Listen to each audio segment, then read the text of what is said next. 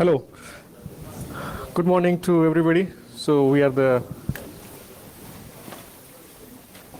I think 9 o'clock, so we should get start.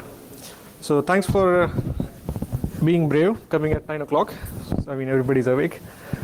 So our talk is about LTE and IMSI catcher myths. So my name is Ravishankar Burgaonkar. So this is Altaf Sheikh. So we two, and this was the joint work with three of our professors. One is Asukan, who is sitting here, and Valtteri Niemi and Jean-Pierre Seifert from Berlin. So two professors are from University of Helsinki. I work there, and Altaf works for TU Berlin along with Professor Jean-Pierre Seifert.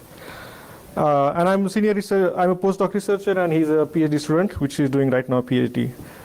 So what we're going to cover in this talk, some attacks on the 4G phones. So briefly, we'll go over what are the fake base stations in GSM 3G, what we know about how they works in 2G, 3G. I'm not going to go in detail, just to give a brief idea how things works there, and what are the things which are fixed in 4G or LTE networks. I try to use LTE more often rather than 4G. So how things are fixed in LTE security to counteract those fake base station attacks, and then how we build one infrastructure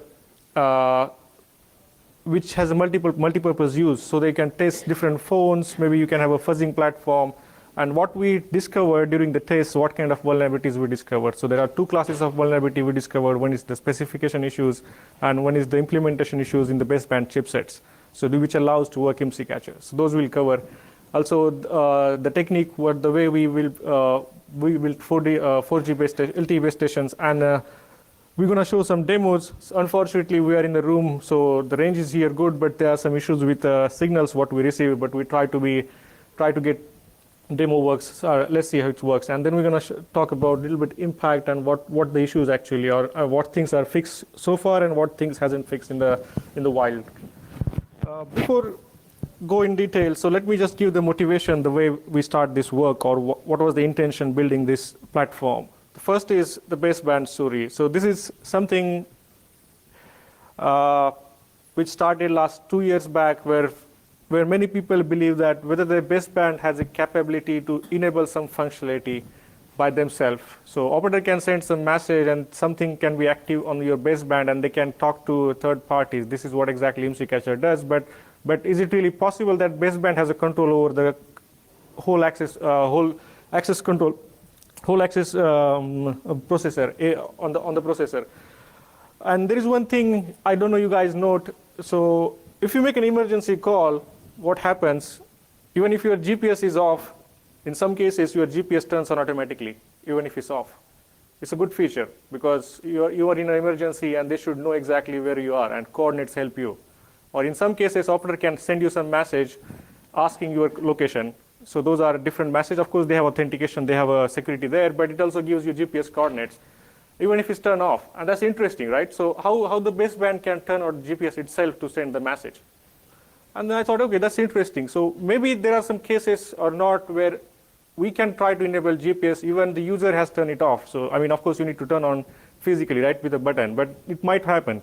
And then we started to look around those messages. Okay, what are those messages? How they are authenticated? So in 2G, 3G, frankly, it's possible. So we have a protocol in 2G and 3G called RRLP. In 3G, they have different versions. So actually, you can easily ask any phone which is connected over 2G that, hey, give me your location coordinate, and it gives you GPS. That's way rather easy. But those things are fixed in 3G, which will not work at all for LTE. And then we started to dig more into the documents. Okay, what are those messages? How we can enable, because we don't have a platform that. So it just went on finding those, digging information, and then we came along so far finding those vulnerabilities which were different. Then second point about the way you start research, to building some platform where we can test LTE phones. So there are many fuzzing platforms to fuzz 2G phones, 3G phones, but okay, 3G phones, there are still software is not available as it is, but you can modify some available softwares to test the 3G phones. But GSM, everybody knows we have OpenVTS, so we have OpenBSC, Osmocom softwares. We can try, you can fuzz the phone. Many people have tried that. They can crash the phone with SMS. They can reset the phone. Many things you could try with the fuzzing, and there are many vulnerabilities.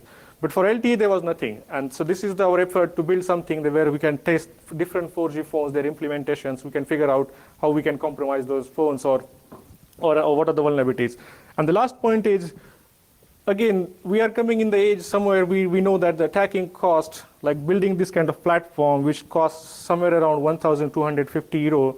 So in dollar, it goes around 1,400 and 500, something around. So this is the cost of a hardware to make those attacks.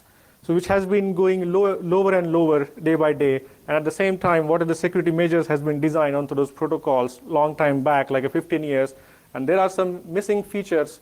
I wouldn't say missing feature, but some unique features which are coming into every generation as it is. So nobody put efforts to delete unwanted features that on every phone, which are never used from last 15 years, and somebody could exploit those measures as it is. So this is the equation which hasn't been solved. So this might be helpful for the 5G guys, that they have to take those attacks seriously, especially the active attacks. So these were three motivations with the study, at least we had initially, to prove that this is the case. So this talk is about mostly 4G. So we're not going to talk about 2G, 3G phones at all. So 4G architectures and how do we build the LTE attacks. So let me tell you before that, if you look at your phone and you go on a mobile network setting, very few phone has this feature called LTE only. I guess some Chinese phone shows this LTE feature, not your Samsung phone or some other phones. So this feature is good because if you attach your phone to LTE only, and if you have somewhere near around 2G and 3G IMSI catchers, they will not work at all because they can't downgrade you. They can downgrade you, so you will go out of service, but you will not attach to their 2G or 3G IMSI catcher. So this is the case where you attach the phone with LTE only, and that's what we show when your phone is attached to LTE only. So what kind of attack you could do to get your private information. So if you look at the brochure of different IMSI catcher, you can Google and you can figure out. Everybody claims that okay, they have a 4G IMSI catcher. It can gather the IMEI, it can gather the IMSI and all those things. But this is not the case because they usually downgrade you and they collect the information. What they can only get when you put your phone on LTE only, that they can only get the IMSI, because even the IMEI will not be given because this has given the protection in LTE systems. So these are the cases, and this talk we will talk about. We'll talk about only LTE when your phone is on LTE only. So let's go before giving some introduction with the fake base stations, what exactly or what their goal is. So two purposes for the IMSI catchers. First is, as I said, to collect the information, which is the IMSI, which is the unique number which is on your SIM card, which recognize you that this belongs to you. IMEI, which is the unique number of your mobile phone, which you can also see, which can't change at all. Okay, there are ways to change, but this is illegal to change those numbers. And third is location tracking. And there are different methods of location tracking. They can also ask your GPS coordinates or the surrounding base station coordinates, and you can use the Google Maps to see where you are.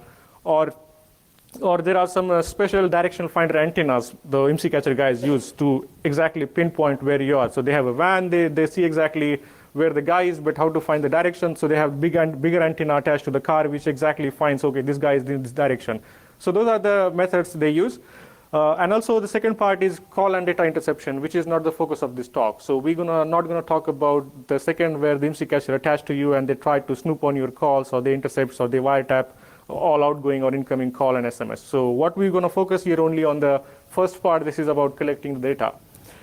So in GSM, what we know, everybody has known, or they have proved that the problem with the GSM networks or 3G networks. So 3G networks are partially secure because they have a mutual authentication. It's not that easy that, okay, if you have a femtocell, which is the small base station, if it's a 3G, then actually you can bypass anything. So this has been proved by our group already with a femtocell-based IMSI catchers. Again, so these called as the IMSI catchers. I was using a fake base station just to avoid. So on the detection side, how do you detect that if there is IMSI catcher, right? So this is the different part. So there are some tools to detect IMSI catchers. So one famous is Cryptophone. So that has a firewall, on the baseband firewall, which can detect suspicious activity which are going on. Last year, Black Hat in the US, we also released the tool called Darshak. So this works for only Infineon baseband, unfortunately. That time it was only available this one. Then the Snoop Siege guys, they modified to our tool to work on a Qualcomm chipset. So it works on a larger for mobile phone base. So these tools try to detect, okay, if there is a fake base station, this try to attach or collect information and can gives you alert a little bit. But for normal users, why I said it's a difficult, for normal users, all these tools works if your device is rooted. If device is not rooted, those tools will not work. So this is not a normal application which you can install from Android store. So there is one other application called Android IMSI Catcher or something. I guess you guys might have heard actually. The problem with those tools is that they can't collect the baseband data or baseband log, which is important. This is the raw data which is important to detect IMSI Catcher. So you can't build in such an app. You can't rely on a Google APIs to give this information because those information can be spoofed easily. But what information comes from a baseband, that's a genuine information which is coming from the base station. And this information is difficult to get from an Android app, or even you can't write any app which gives this data. So it's about the API limitations of Android, or Android or iOS. You can't get the data. So we are coming in advanced stage a little bit where IMSI catchers are getting modern. So they have different techniques how they work. So this was the one case was released, or some media articles about the techniques, the advanced location tracking techniques. So you see there is a plane actually, and so plane has a fixed wings and some directional antenna which can focus on a crowd from a top. On the first case, so second case, they have a targets to collect which the user has to target. They knows the guy phone number, for example, and don't know they have to find this guy in the crowd. So there are some techniques they can ping the guy, and they can try to find out where he is. The third step, okay, they know where the guy is, now they have to find exactly the location. So they say the plane moves into another position to detect the signal strength and location. So it's a vague word. So signal strength means there are some cases where they can ask the phone to send some reports. It's called measurement reports, and they can be used to collect the surrounding base station tower. For example, this guy on the third picture you see, he's standing here. So surrounding there are maybe 3 or 4 base stations. What this plane tried to do is it tried to collect the surrounding base stations and try to pinpoint where the guy is standing, or the location if his phone supports GPS coordinate, or if he's on 2G or 3G. So they can also get the GPS coordinate of this guy exactly. He's standing in the crowd and this is his position for something. And the controller who is sitting in the room, he can get the information from the plane right away. Hey, this guy is here, and they can send the police van. Okay, this guy is exactly on this position. Just go and try to catch him. So they are getting pretty advanced with those techniques, right? So, but why this works in 2G and 3G, and why we're trying to say these are the myths, at least for the 4G, and what things has been fixed. So GSM, everybody knows that okay, it lacks mutual authentication between base station and mobiles. So this is known flaw from long time. That's what most of the IMSI catcher works. They can intercept your calls as long as they have a backend support to systems supports your voice over calls. So maybe you can use a VoIP, or you can use a SIP methods to support backend call, and you can intercept all the calls in GSM, right? In 3G, it has been fixed. So it's barely you find a 3G IMSI catcher which works by itself. It means that without downgrading on a 2G network. So there are femtocells which can act like that, but you need a backend support to support those calls. So maybe some support over satellite for the backbone network, and then you need to have active support from some operator, basically. So if you see that somebody is selling those kind of solutions, so definitely they have agreement with an operator to support those calls. So there is integrity protection like in LTE, also in 3G, that it will not, every message will not work as in GSM, and basically everybody works with the downgrade tags. The problem with GSM 3G and also in LTE, or you guys might have noticed, so if you just see the protocol, how things works, the total control is always to the base station. The base station decides the way he wants to talk. If your phone says, okay, you don't support this algorithm, you don't support this authentication, I'm not going to talk to you, this doesn't happen. The power is always given to the base station. He decides what algorithm has to use, what algorithm has not to use, how you should communicate or not. So this is the way system has been designed. The more power is to the base station, so the way you define it, the phone will act according to that. So there is no capability for the mobile phone. And other problem is IMSI and IMEI, which is your main identifier. This belongs to you. So IMSI is fine. IMSI, you can't relate that whether you are there or not. But this is the single identity which stays forever in your SIM card. So you move anywhere, and if you leak this data, which tells that this is the right guy, you, plus IMEI. This also gives some hint, because every IMEI, even if I record your IMEI, I can just go on a database which is available on the online tag database, and I can just put the IMEI there, and I can see whether you are using a Galaxy S5, Galaxy S4. And once I know that this guy is using, for example, iPhone, so I know his IMEI pattern. I can easily say that, okay, this was the right guy because he has iPhone. So I can correlate both those things to see this is the right guy. So this things works in 3G, in GSM and 3G as it is.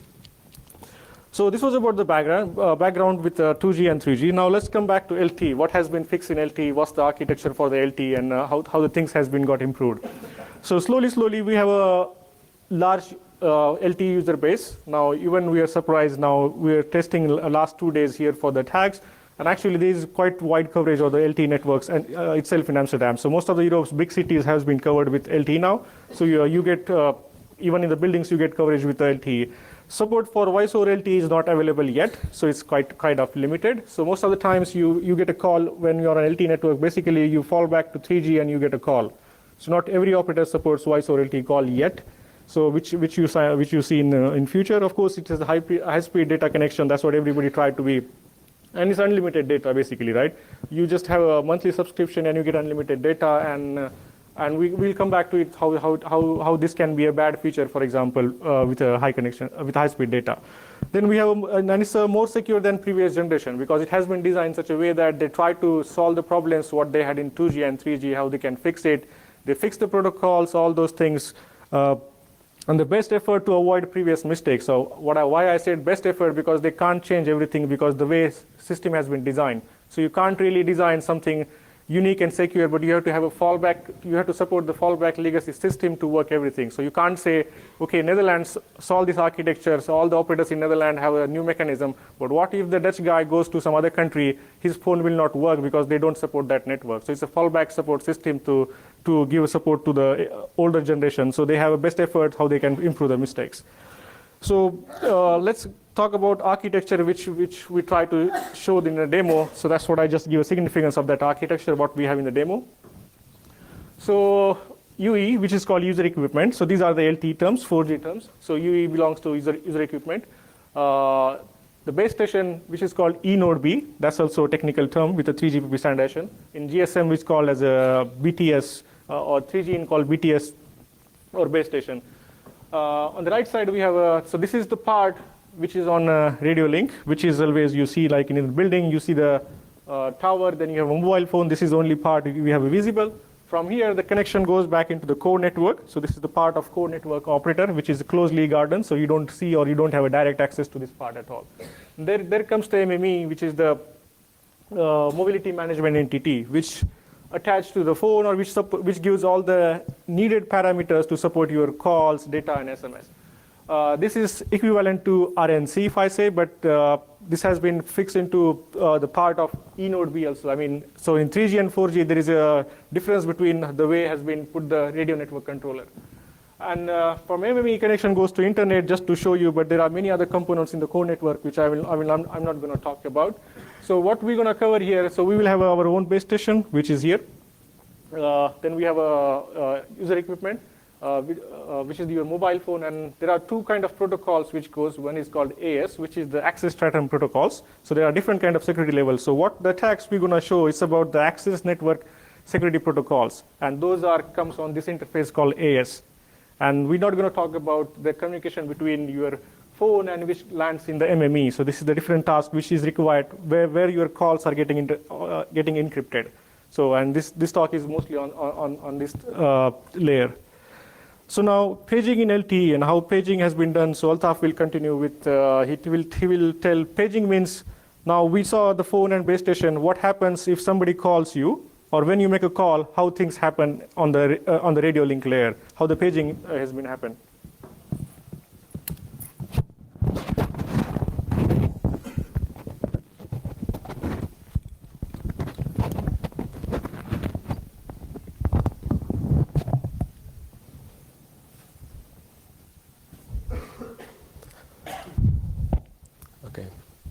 I'll brief about a little bit about the paging procedure in LTE.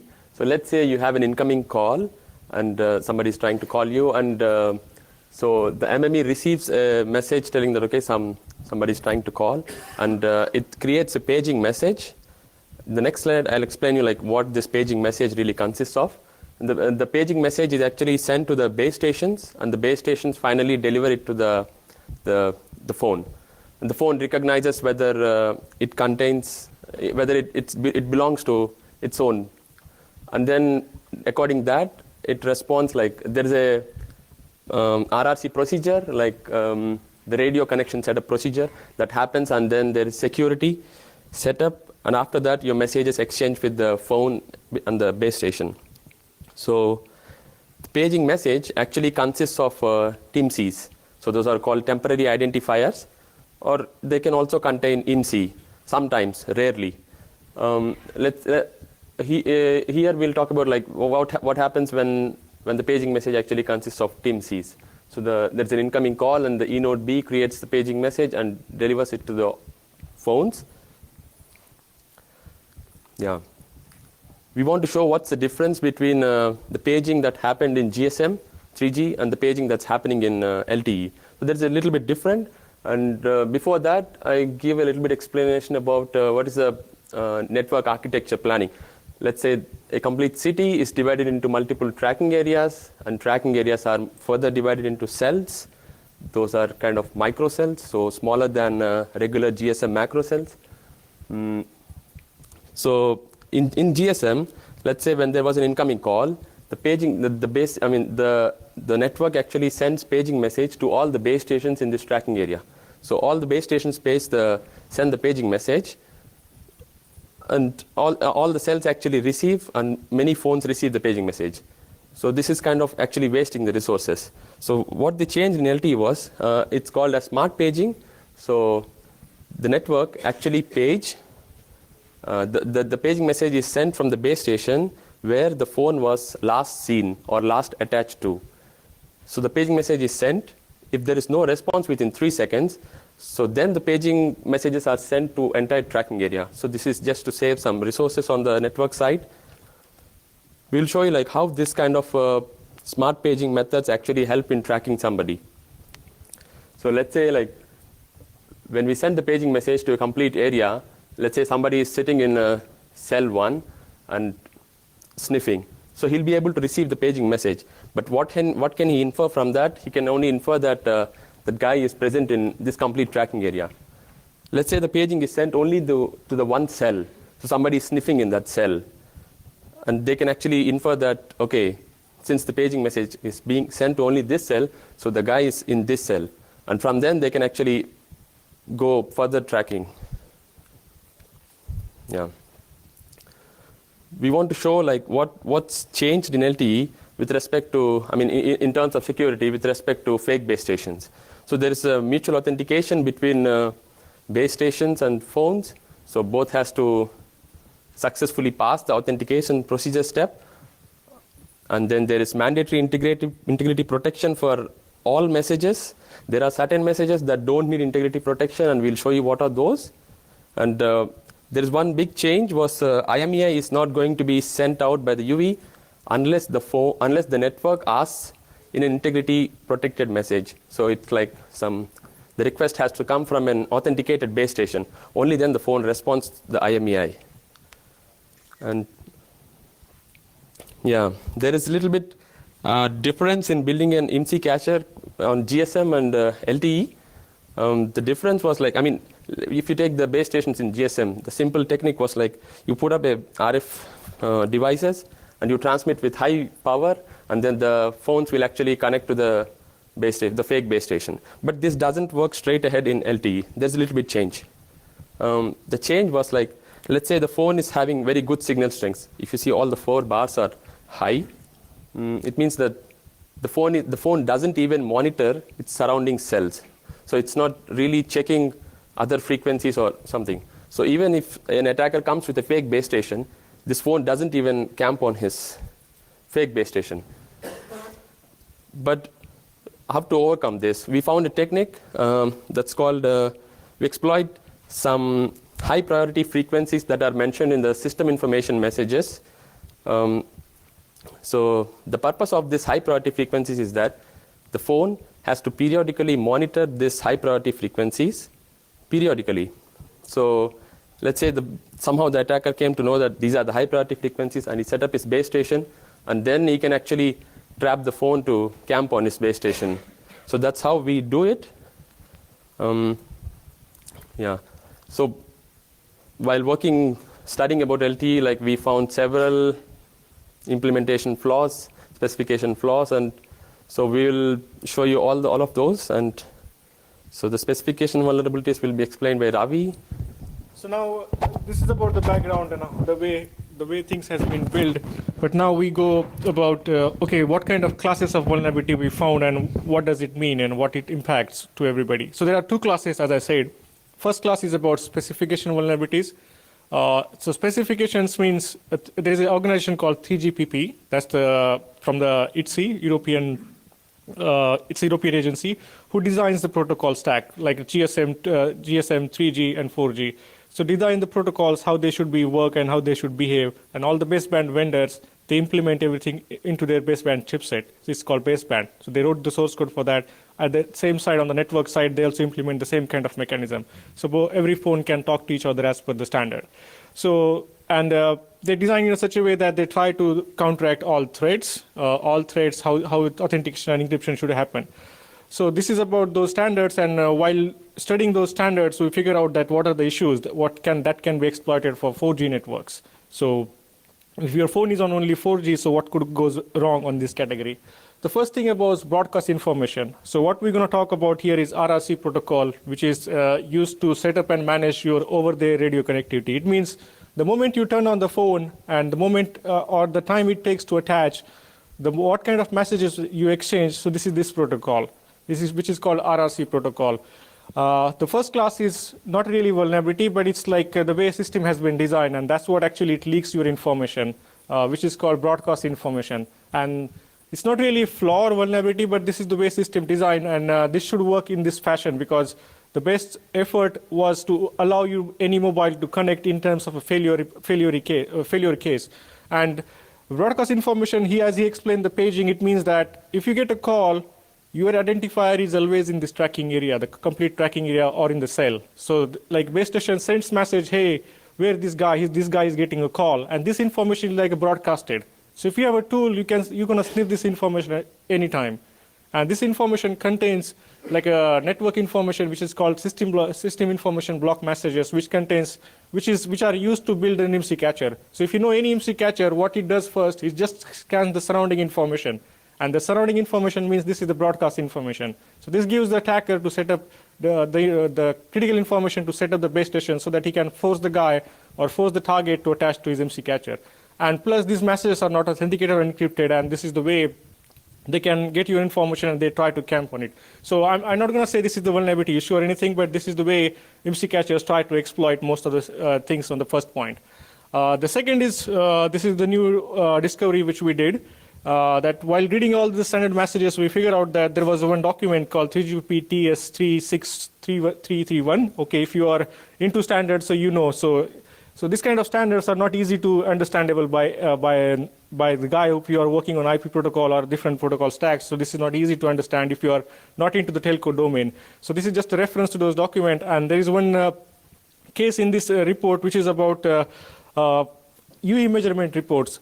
So what does it contain? So these are the reports used for the handovers. Handover means like you are in the train and you're traveling to Amsterdam airport. So you're going to change base stations maybe 3-4 times depending on the network architecture. And while you're camping from one station to other station and you're in the call, the handover happens, but you don't notice anything, right? So during the handover, mobile phone creates those measurement reports, sends back to the network saying that, okay, these are the measurement reports, my signal strengths and everything, and that is used to decide the next base station automatically. So this happens very instant, you don't feel any delay, and these are the reports needed to get those kind of information. We figured out that those are the measurement messages are not, so those are the requests asked by the base station is not authenticated, and the reports which are sent by the phone are not encrypted. So what does it mean? Sounds really simple, right? But these reports contains the information which can be used to identify your location. So this is just to give brief. So like for example, you have a base station, which is the fake base station. It just sends you a single message saying that RRC connection reconfiguration and give me your measurement report. So mobile phone doesn't verify this is the right guy or bad guy. It just collects the information and sends back to the to the attacker, which contains the measurement report. And this measurement report contains two types of information which can be used to identify your location. The first part is about the surrounding microcell and their signal strength. For example, right now my phone is here, and what kind of signal strength I receive from 3 different base stations or 4 base stations surrounding the area. This can be used to identify my location. This is called trial iteration method, which is used by even for the emergency services. For example, if you call the emergency services fireway like 112, they can get your location coordinates also based on the surrounding towers, which your phones gives when you make an emergency call. So this is the same technique used by the emergency agencies to identify you. And now any guy who has a fake base station can also ask this information and try to identify you in the same area. Now the only problem here is that these attacks are local. So what we estimated so far, so if you have proper antenna, so this attack or this message can be sent from 2-kilometer distance. So you can identify the target precise location, which has a barely accuracy of 20 to 50 meters with the coordinates. At the same time, this measurement report can also give you location coordinate, like a GPS. It gives the GPS coordinates, so I don't need to have any triangulation method. It gives me the precise information where the target is within the 2-kilometer area. So this was the first. The second class of specification vulnerability we had about this EMM protocol, which is used for controlling your mobile's UE mobility in the LTE network, how you move around the networks. So there is one procedure called tracking area update procedure.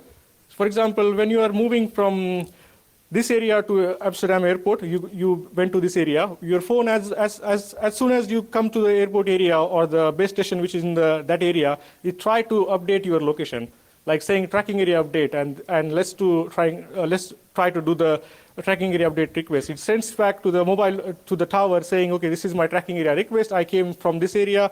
These were my coordinates, and during this procedure, MME, which is the part in the core network, and UE agrees which kind of network mode it can select, right? And the TU reject message are like a message which tells that whether you are the right guy, you're allowed to camp on this area. So this is the case, for example, in a roaming scenario. If you land in Berlin, for example, if you have a subscription you bought from a KPN or T-Mobile here, and you're not allowed to have a roaming, and when you land there, you're going to send this tracking area update request message to the base station in Berlin and says, hey, I wanted to authenticate now. And if you don't have a roaming agreement, you're going to get a tracking area reject message saying that this user is illegal or he doesn't have a capability to roam. So this kind of reject message we found out. But the problem with those reject messages is that, so those are messages not integrity protected. It means that those are not really being like, it never checks that this reject message comes from a real base station or a fake base station. So if we have a fake base station, and if somebody is trying to camp on our mobile phone, we can send this message saying that you are illegal customer, you're not allowed to roam. And the problem we figured out that if you make this kind of DOS attack on every 4G phones, your phone goes in a denial of service for almost like a 72 hours. If you don't do anything on your phone will be out of service, you will not notice. Until unless you notice that you are not able to make a call or you are not receiving a call. So if you're idle, your phone goes off like 72 hours. This is the problem with the M2M devices where nobody checks. So your M2M device will be, or Internet of Things device will be off for 72 hours. So by standard says that, or the problem we figure out in the standard says that the time to device will be inactive like 48 hours, 24 to 48 hours. That's a too large counter for this. And the only method to recover from this DOS attack, like if you call customer care, hey, my phone is not working, how should I recover? So they will say restart the phone. Yeah, that is the only one solution they have, restart the phone, or take out the SIM card and reinsert again. So that's the only mechanism by the standard has been proposed. So mobile phone will not be recovered by itself until you restart the device or you reset the SIM. So these were the two specification vulnerabilities, but there are different attacks. What we tried with those, like with those tracking area reject messages, you can also have the downgrade attack. So you can force the mobile phone go to 2G and 3G, and you will never notice at all. Until unless you see that why from last month I'm not going on a 4G network. Because if you don't restart your phone, this phone is going to be on only 2G and 3G networks forever until you restart. You're not going to notice at all with this silent denial of service attack. Now we'll come about the building of fake base station, the way we build fake base stations. But before that, let me make it clear that so all the research what we did with base stations, we had a Faraday cage in Berlin where the joint research has been done. So we have a Faraday cage where we have our test environment where we run the MC catcher. So we took properly care of this one. Now we're going to also show the demo. So during the demo, if somebody has a problem, we try to configure such a way base station that your normal service will not disturb at all. If you have a concern, you can turn off your phone or put into flight mode if you really want. But your normal service will not get attached. Emergency services are also going to work. So if you are really concerned about emergency services, you can leave the room if you want. But everything will be work, even if you can make emergency calls. So now Altaf will give you just introduction about the way he tried to build the software initially and the way we modified for the different phones and what kind of 36.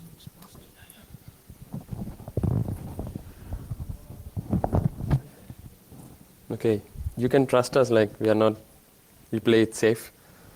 Okay. Yeah, this is the attack setup. You have a laptop and this is USRP. So it's typically a radio. So we use it we connect it via USB to the laptop. We have the base station software running on the laptop. We have several phones to test with. We also tried some of the latest phones up to date. Okay, we should really thank the guys of OpenLTE and SRS-LTE guys. They have done a good job. So we got the eNodeB application from OpenLTE. But this is not really a sophisticated or complete eNodeB or base station application. We had to really program it a little bit to actually do the attacks. Also SRS-LTE, where we find some application about passive scanning and this thing. But we really had to modify things and it doesn't work straightforward. So after having this setup, like we came to figure out that, okay, these are the specification vulnerabilities and what could we have this setup and let's try. When we are trying this kind of things, like we actually found out some implementation vulnerabilities in the baseband. And for example, like from the beginning, we were telling that IMEI should not be allowed to send by the UV unless it's asked in an integrity protected message. But what we found was some of the basebands were actually giving the IMEI. And there's a trick for that. It doesn't give straightforward, but there's a trick. What we do is like we send a special reject message, TAU reject message with a certain cause. The cause is UV identity cannot be derived. So let's say the phone is actually attaching to the base station and the base station tells that, hey, I don't know your identity. And what the phone does is it deletes all its previous security context and all its previous temporary identifiers. And then now the base station is capable of asking the IMEI and the phone just directly gives it. So we found out this. And the next one was RLF reports, radio link failure reports. These are really necessary to have it in the specification, but the specification actually mandates security for these RLF reports, radio link failure reports. But we found that some of the basebands really don't implement any security. And these RLF reports actually carry some critical information, for example, signal strengths, which can be used for locating somebody. Actually, the purpose of RLF reports is like to actually have a good coverage map of the operator, like how good are the signals inside some buildings or anywhere. These help in actually making a good coverage map for the operators. And yeah, the next. Just tell me like what else do you need if you have somebody's GPS coordinates to locate them? Yeah, so we were playing with some latest phones and they were actually giving us the latitude and longitude. So we actually don't need any measurements. So we just directly have the latitude and longitude to locate somebody. So somebody is sitting from 2 kilometer distance and is able to, without the user's know-how, he's able to get the location coordinate from him. And these reports are not authenticated nor encrypted. These reports can also go into the measurement reports. Ravi was talking in the specification vulnerabilities. And next was, okay, this is on the phone side. Now we are actually looking on the operator side. We found some network configuration issues that actually help in tracking. So this is the trace that we noted, like we turn on the phone, we look the temporary identifier assigned to it, and then we turn off the phone. After a few hours, we again turn on the phone, and then we observe what is the temporary identifier assigned. So that was the first one, second one, third one. So we did the test continuously for 3 days, and we actually noted how the temporary identifiers were assigned to the phone. So it's like this pattern, and do you find any randomness in this pattern? So that was we found in some operator in Berlin, and this was in Finland. We also found similar issues in here. And yeah, this should actually change. This allows tracking somebody very easily. So there's no randomness in that, and we don't know like how many operators use the same kind of equipment to randomize the TIMCs this way. But okay, now what are the different ways to track somebody? Previously, you have seen silent SMS, silent calls in GSM, but now LTE is moving to data applications, Facebook, WhatsApp, Twitter, LinkedIn, everything. So we found some issues with these applications also. So what we did was like we took the Facebook application. I think most of us have it. We have the Messenger application, Android application, or iOS installed in our phone. So let's say I'm not friend with somebody, and I send them a message. What happens is the message gets delivered. So there's a paging message. So somebody sniffing can actually observe the paging message. But the message is not notified on the phone. So an attacker can continuously send 10 to 15 messages and actually observe, parallelly sniff on the air interface and observe the TIMCs that are coming in the paging message. So let's say if he observes 10 or 15 TIMCs, the same TIMCs, he can actually confirm that, okay, this guy is in this location. And then later he can actually put up his fake base station and then get the precise location using measurement reports or GPS coordinates. We found similar issues in Twitter also, where when you're not following somebody, you send a message, okay, it's delivered, but there's also a paging message to observe. And we actually went public with all these attacks on 28th of October, telling that, okay, Facebook, this and this problem. And immediately after 2 days, there was a fix. The Facebook actually closed this others folder now, this issue. And actually, there was no acknowledgement to us or something, but this was a nice coincidence. Unnoticed. Hidden coincidence. Okay. Okay, now we go with some attack demos. We actually sniff some of the air interface passively, and let's see. Oh, I have to load it. So this first class of attack can be also done with if you have this STR dongles actually. So now the first attack is only about the sniffing. So what we are doing with the base station, but it can be also done with the low cost. It can be cost only $20 to you. So you can just buy this STR stick, and you can just, again, the software will not work off the shelf. You need to modify some extent to work right. So this is like we modified such a way that just to show that it works.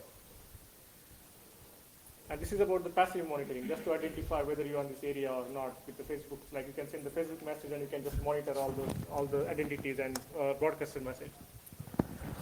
We hope it works. Yeah, it takes a little bit time, but it was really problematic doing this tests in this room because buildings and iron are not really good friends with electromagnetic waves. It takes a little bit time, but yeah. So with the Facebook, the way he explained with Facebook thing and why we use Facebook, as I told you, with LTE there is a problem with the configuration of MME nodes, and they have problems with the unique randomness of TIMC, or which is called a GUTI in LTE. So right now I just use as a temporary identifier called TIMC, for example. So those were not really random, or those were not really assigned in a time like a new one or a fresh one. Even they assign the fresh one, those are not unique. So I can easily pinpoint even in 5 days that whether you are in this area or not without knowing MC. And this is like, and TIMC has been designed in such a way that it should conceal your real identity. And this is not the practice with LTE. There is a main problem with LTE, why operator doesn't do like this. Like in 2G, 3G, with every your call is authenticated with even the data connection. But in 4G, operators assume that it's really secure. We don't need to do authentication, we don't need to reinitiate the keys, or we don't need to do again multiple times. So they barely do authentication even after 5 days actually, and this is really wrong. So you rely on 4G security that is completely secure and you don't do anything. You even don't change identifier. This is like, come on, you have to at least change identifier, and this is the practice. So this allows you to track using those passive sniffers. So this is mostly consists about the passive and semi-passive attack, where some use semi-passive means somebody trying to send you Facebook message or silent SMS, or maybe a silent call. So silent call, just to give introduction what the silent calls means, which was on the slide. Like when I call this guy, right the moment I call, now the message goes to the tower. From the tower, he gets that he's getting a call. He gets the mobile message in his mobile phone. So before it starts ringing, I measure the time, how much time it takes to ring. And before his phone rings, actually, I need to turn it down. So I make a silent call. So I see his identity is on this area. So this is called a silent call method.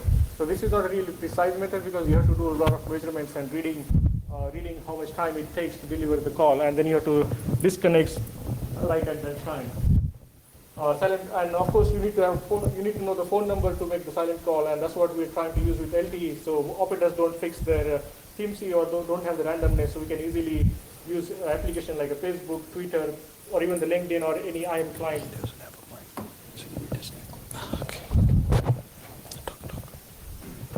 So yeah, hopefully now. Yeah, these are the list of TMCs. I think he opened the door. Thanks to him. And yeah, this is how the flow goes, but it's a little bit not really high flow, but normally it used to be high flow if I do it outside. So if you do on the street, actually, we're gonna see like a complete screen, like a full of identities. So what we are seeing here is that some guys around this area are getting paged. So we're not doing anything illegal here. This is just a broadcast message which everybody can listen here. So these are the identities. Somebody is getting a call, somebody is getting a data, and those identities are getting paged at, and thus we are listening here and that we are telling. And now we can correlate. If we send like a 10 message with some particular guy, if you know somebody's Facebook account or Twitter, we can send on his Facebook or Twitter, hey, what's going on, or something like that, and we can correlate the timing, and we can capture those identities in some timing and correlate whether this was in this area or not. So this is like a passive attack where we can correlate whether the guy was there. So we're not going to show the passive attack because we don't have time. So now let's shift back to the active attacks, which is the real attack. For example, we're going to have run our test network, so your phone will not get disturbed at all. So what we're going to do with active attacks, we're going to run the real base stations, the 4G base stations. There will be a test phone, and when we just turn on this phone, it automatically connects back to the base station. And the way we collect IMEI, IMSI, so it's a combination of specification vulnerabilities and IMEI, which will show in a single demo the way we get all the surrounding towers nearby, the way we get IMEI, and we'll explain how the things happen in the background. So again, it takes little time just to run the second application for the active attack.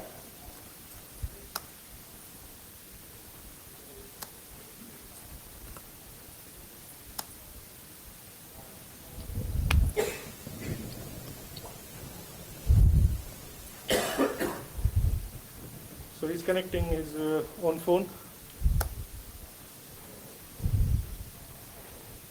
Yeah, I have my phone and.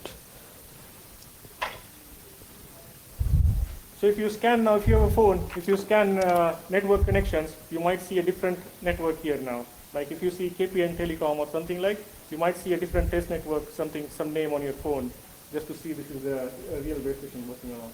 So he turned on the phone. So as he explained that this is a new technique you have to build IMSI catcher. This will not work as a GSM or 3G. You have to have a higher frequency because the problem is if my phone is attached to the 4G and it has a really good signal, even though it has a bad signal, it's not going to connect automatically here until and unless it has been put on the higher frequency. So in the background, what it did, his phone automatically connected to the base station because it's running on the test network. So of course, as I told you, IMSI is going to be recovered. IMSI going to be recovered straight ahead with any network. Plus, we exploit the vulnerability in the phone. This is the phone we use, and not every vendor leaked this IMEI as we told. So there was one major vendor was having this vulnerability issue on in all phones. So this is the IMEI. In the second time, what we have these 3 base stations surrounding which we recorded. eNode B1. So this has the the number. 101, this power, what exactly the power of this base station from the mobile phone. The second eNode B, third eNode B, and the fourth eNode B. So it can be more eNode B depending on the operator settings. So we try to show you the three eNode B because these are the methods used for the trial iteration method. So there are some formula the way you take this information and try to identify the user. So now if you see, So these are the 3 tower cell IDs, which we just map on the, we just use the Google API to just show these base stations. So these are the 4 base stations surrounding, no, the 4th one, okay, you just had a 3 ones, okay. So these are the 3 base stations which comes on the map, and the target is here. So now we haven't applied the formula which we explain in the paper, by the way. So if you really want to know the formula or the method, so they use the different triangulation method. By every base station has, for example, some circle area it covers by every base station, and if you draw the exact circle of the like a network reachability area, and if you intersect where the three stations intersects, this is the location of the user. And when I talk to some radio guys, experts, of course I'm not a radio, or even neither he is, and they say that the accuracy with this method will be like a 20 to 50 meters, the way you find the target. So this is about the active attack, the phone attach. With the GPS, as I said, we're not getting a GPS signal, and when we make this GPS attack, like sending the GPS coordinates, if there is no GPS signal, the mobile phone will not send any coordinate for that. And plus, this GPS vulnerability is not available in every phone. So this is a new feature which was added by some vendor, some baseband vendor. Why? The reason is because we have a self-organizing networks, like a MIMO or self-organized network, and the location is kind of important there. So this is like a new feature. By the standard, this feature is optional. Not everybody supports this feature. So there are very few phones which support this feature, but unfortunately there might be some internet M2M modules which also support this feature, because with M2M model, location is really critical. So you can also have these GPS coordinates from that method. The second is we are running short of time. So DOS attack, what I just give you a brief. So DOS attack we can't show in practice because you have to force the guy who is attached to T-Mobile. So legally we can't do this in the environment. But the point with the DOS attack is that, as I already said, that we can deny all services, and we can block the user by connecting at all. So of course he can restart the phone and can recover if he notice. The interesting thing is about downgrading the phone to 2G and 3G. And until you restart the phone or take out the SIM card, or if you don't notice, your phone will be forever completely on 2G and 3G networks. And if I ask a question in the audience, last time when you restart your phone, I can understand that even the people haven't restarted their phone last 10 days or even the 5 days, definitely. I mean, why you restart your phone until you get the problem? So this doesn't happen in practice. Plus, there is also interesting feature which we tried. We can block your incoming calls. For example, you are attached to a 4G networks, so we can send the special reject message saying that this guy doesn't support any calls. For example, he doesn't support voice calls, and this message is stored in the network. Will gonna be stored in the network. Essentially, then you will be only allowed data connection. If somebody is calling you, you're not gonna get paged to say that you got a call something. So you will be blocked by incoming calls. And these DOS attacks are persistent, as we said that, because by the standard rule is like 2 days, but we have seen in the practice that nobody implement the proper counter. So phone remains idle even for 3 days, anything, and requires to reboot. So just to give the brief summary, so we have the vulnerabilities in the LTE standard and chipset, which allows you to track, and some issues with the social applications, the way it has been redesigned, the problems with the network deployments of 4G networks, the way we figure out.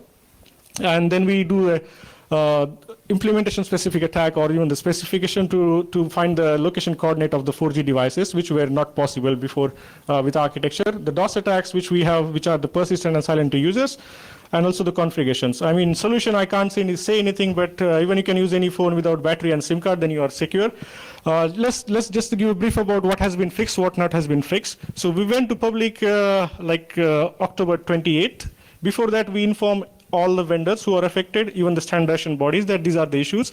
So implementation issues are almost fixed by every baseband vendor, and almost every baseband vendor was also affected with the vulnerability issues, because there were different class of attacks, which we also told now, which haven't been fixed. So that's what we didn't tell all of them. 3GPP, GSMA, which are the bodies, we also gave them presentation.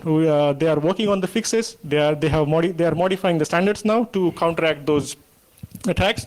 Already there are happenings. If you look at the standard documents, you might see now the latest happenings. However, then we talked to the baseband vendors, and they said, hey, you fixed those vulnerabilities? They said, yeah, we fixed it. So, but my phone is still vulnerable. My iPhone is still leaking a data. Then he said, no, it's not our problem. We patch it, we give it to the OEM, and they haven't have any update. So far, all the test phones, we are doing a test from last May, not a single OEM has been pushed any update on the field. So it has been patched by the baseband vendor. They said we are fine, you can go public. So we don't bother. So OEM hasn't fixed it yet. This is the problem with our system, our software update systems.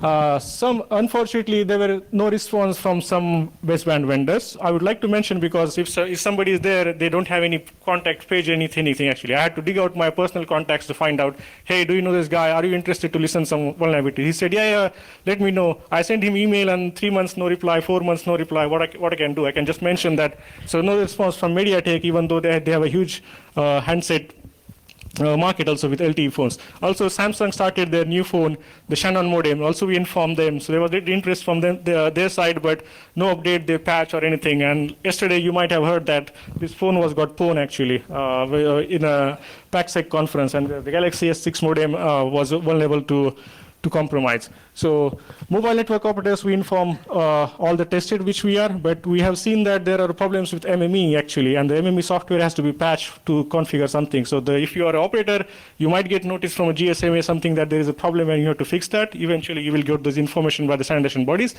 And already operators are fixing those issues. So that's it from our side, and we still have time for questions, I believe so, for 5 minutes. So if you have any questions, feel free to ask. In your paper, do you also mention some countermeasures related to specification vulnerabilities to be possibly included in the new standards, next generation standards like 5G? Yeah, that's an interesting question. So last week I was in US for the meeting, for the same 3GPP standardization meeting, to mention what are the problems. And we also talk about the things which may be fixed for the 5G networks. So they consider that they have to take those active attacks like the fake base station, and they thinking that they should be fixing now. With the paper, unfortunately, we don't talk about the long term, but we give some hint that the way we can fix with some agility or with the software-defined networking, there are some ways to fix those methods in the next generation systems. What about encrypting the IMCI? Yeah, that is like a discussed long time back also. There are many, before they designed the 4G system, they also consider encrypting MC actually, IMSI. But they thought that effort required to do that, or the fallback mechanism to recover in case you failed to authenticate, is not really efficient. And the networks, it's important is not security for the networks. I would say, because it's a ease for user to be able to connect and make a call. That's important rather than the security. So there has to be really effective, simple backup mechanism so the network will work. So there are other ways to do that. So hopefully in 5G they fix encrypting MC, maybe using a different mechanisms rather than using a symmetric or asymmetric encryption, which allows you to encrypt, for example.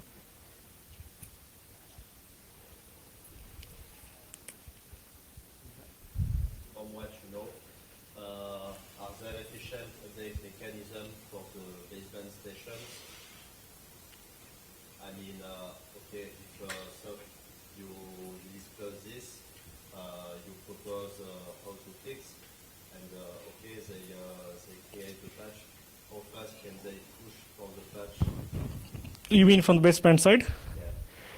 Yeah. With our experience, few baseband vendor replied very quickly. They acknowledged the problem. They patch also, but it took maybe 2 to 3 months, barely, because it's not that easy, because they have to talk to the different departments whether this is problem or this and this takes. So it took somewhere around 2 to 3 months to fix to patch those vulnerabilities.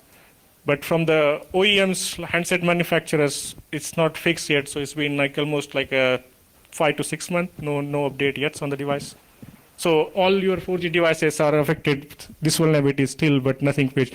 And the fixing about the vulnerability issues from the specification side, that will take time, because this has to be modified in the standard. Then there will be action notes from the standardization bodies or GSMA to the handset manufacturers. So everybody has to modify, the baseband guys has to modify it. Again, it takes time to patch all the phones. So expect the new phones might have changes, and I don't know whether the old phones will be supported with a new update or not. So that we don't know. We have 2 more minutes. Any question? Yeah? Will you release your demo code? No. I mean, anybody can just pull out off the shelf and can run. This is not, I mean, we don't feel responsible to just release the source code at all. But the information, the way, because why I said is this information, so if you really want to do further research, you can build on top of that, you can modify it, but you can build your own fuzzer and try to test with the phones. But of course, we're not going to give you hands-on code or anything, but we can help you as long as you have some valid reason to build something as a fuzzing platform or something, or to do more research on this platform. So you are welcome. You can send us email, and then we can talk about how we can work together then.